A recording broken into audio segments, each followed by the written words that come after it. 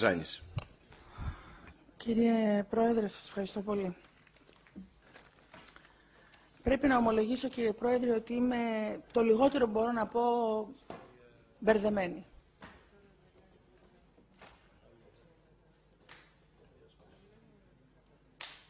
Ποιο είναι ακριβώς το δίλημμα το οποίο έχουμε καλεστεί εδώ πέρα να συζητήσουμε και να διαβάσουμε και να δώσουμε κάποια άποψη?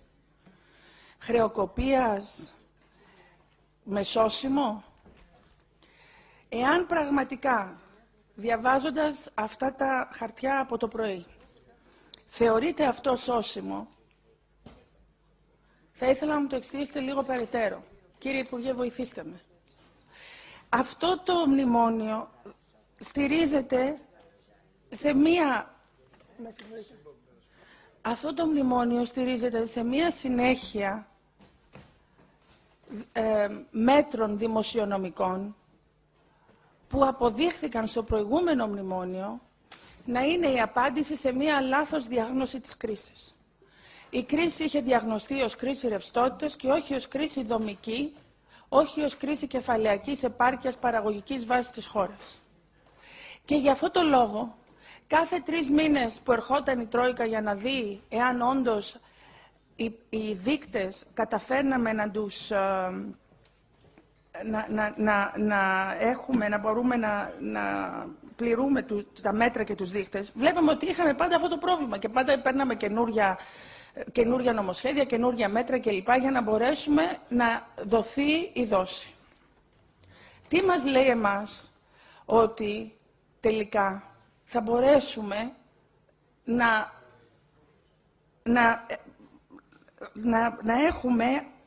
να στοχεύσουμε σε βιώσιμα σε αυτούς τους καινούριους δείκτες σε 3 μήνες.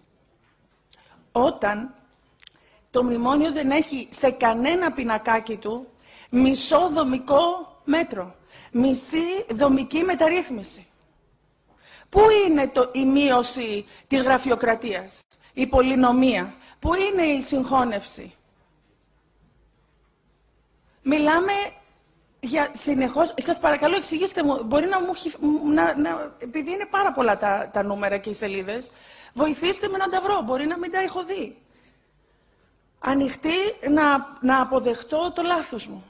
Αλλά μέχρι στιγμής δεν βλέπω μισή δομική μεταρρύθμιση. Δεν θα βγούμε από την κρίση εάν συνεχίσουμε δημοσιονομικά μέτρα. Αντιθέτως. Τώρα, άρα λοιπόν το δίλημμα εγώ βλέπω ότι είναι εάν θα χρεοκοπήσουμε σήμερα ή θα χρεοκοπήσουμε σε 3 μήνες.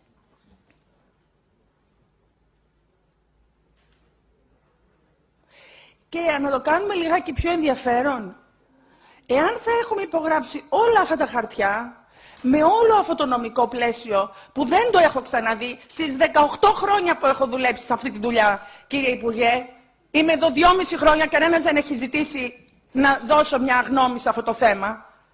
18 χρόνια δουλεύω να δίνω τέτοιου είδους αναλύσεις.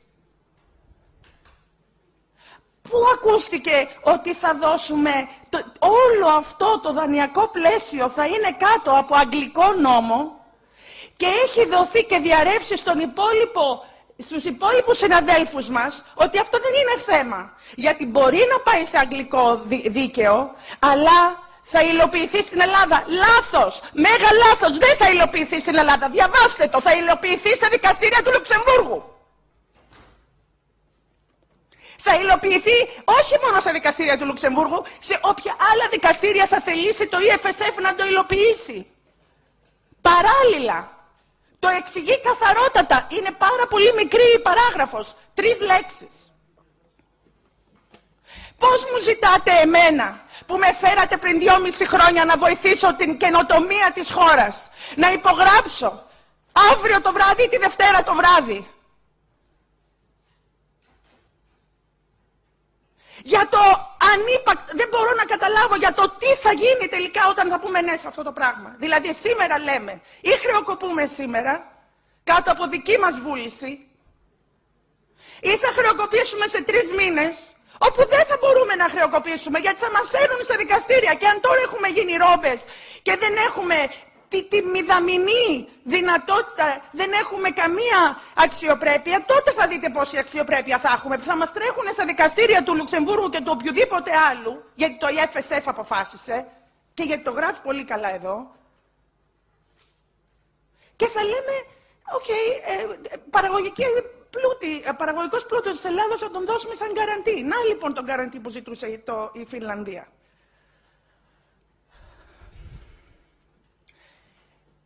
Πολύ πιθανόν ό,τι λέω αυτή τη στιγμή να είναι 150% λαθασμένο. Σας ζητώ να μου απαντήσετε.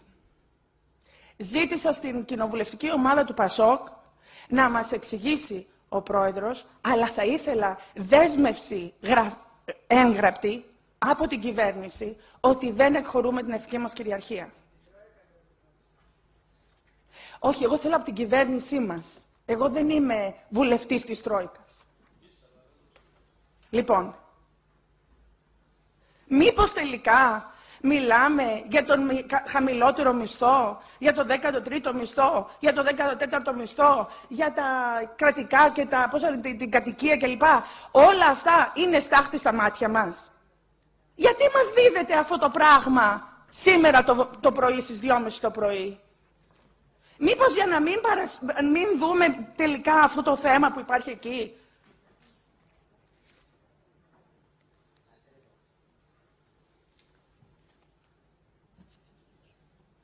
Μπορώ να σας δώσω αυτή τη στιγμή δύο προτάσεις για να μπορέσουμε να βγάλουμε τα 300 εκατομμύρια που ξαφνικά χάσαμε και θέλουμε να τα βρούμε κλπ.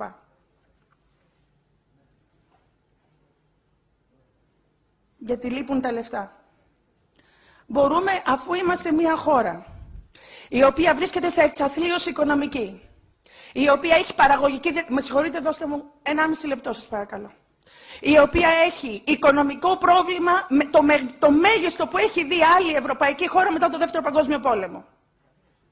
Θα ζητούσα την ίδια αντιμετώπιση που είχε η Γερμανία, η οποία έφτιαξε και τον Πρώτο και τον Δεύτερο Παγκόσμιο Πόλεμο. Δηλαδή, θα ήθελα να μην είναι η Ελλάδα η 5η χώρα στον κόσμο η οποία αγοράζει ένα σωρό αμυντικές και δίνει ένα σωρό αμυντικές δαπάνες. Να μας εγγυηθεί η Ευρώπη με πάρα πολύ όμορφη αλληλεγγύη, μιας και είμαστε τόσο αλληλέγγυοι μεταξύ μας, θα εγγυηθεί η Ευρώπη ότι θα εξασφαλίσει τα σύνορά μας για 10-15 χρόνια, να μηδενίσουμε αυτό το κομμάτι του προϋπολογισμού.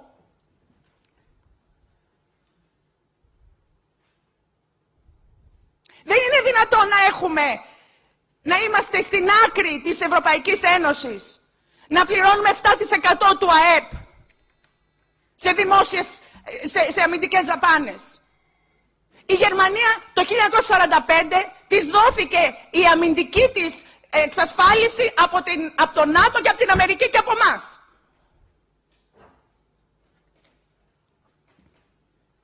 Και θα ήθελα να κάνω μια άλλη ερώτηση. Ποιος είναι αυτός ο κύριος ο οποίος θα υπογράψει αυτό το χαρτί ως νομικός σύμβουλος που λέει διαπραγματεύεται το signature of legal advisor? Ποιος θα είναι αυτός ο κύριος, θα ήθελα να το δω, ο οποίος λέει ότι δεν έχει κανένα πρόβλημα ως νομική γνωματοδότηση του ελληνικού κράτους να παραχωρήσει νομικό δίκαιο και δικαστικό, δικαστήρια Λουξεμβούργου ή οποιοδήποτε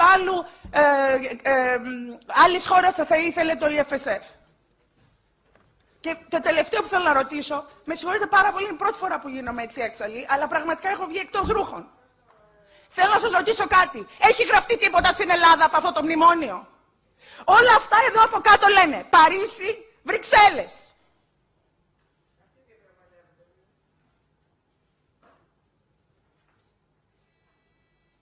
Μάθαμε γράμματα και διαβάζουμε. Εξηγήστε μας. Μπορεί και εσείς να μην ξέρετε, τουλάχιστον όμως είναι πάρα πολύ σημαντικό να απαντηθούν αυτές οι ερωτήσεις. Σας ευχαριστώ πάρα πολύ.